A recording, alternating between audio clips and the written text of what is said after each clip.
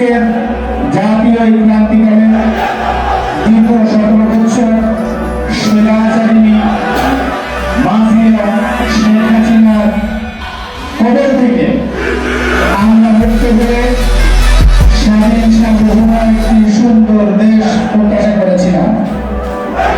কিন্তু দুঃখের বিষয়, আমরা যতটা আশা করে এই সংগ্রাম অর্জন করেছিলাম, সেখানে আজকে নানা রকম প্রশ্নবোধক চিহ্ন হয়ে দেখা গেছে বিভিন্ন বিষয়। যেমন দীর্ঘদিন সংগ্রাম করা হয়েছে একটি অবাধ নিরপেক্ষ একটা ক্রেডিবল ইলেকশনের জন্য এবং গণতন্ত্রকে ফিরিয়ে আনার জন্য। এই কাঙ্ক্ষিত অর্জন প্রাপ্তির পরে আমরা দেখছি যে 1 নম্বর ইস্যুটাকে এখন সবার নিচে এসে পতিত হয়েছে। কারণটা কি? এই কারণগুলো আমাদের খুঁজে দেখতে হবে। সংস্কারের বিপক্ষে আমরা নয়, তারুণ্যের অহংকার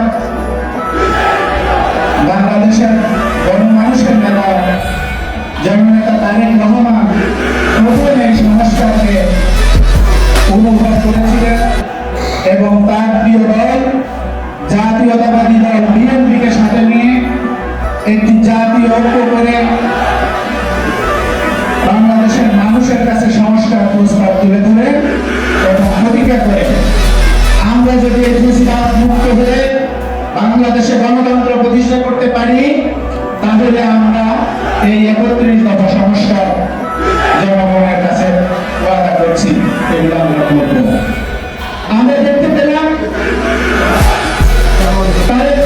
রহমান সাহেব যে 31 দফা সংস্কারের প্রয়োজনীয়তা অনুভব করেছিল, সেই সংস্কারকে সামনে রেখে এখন নানা ধরনের ষড়যন্ত্র চলছে।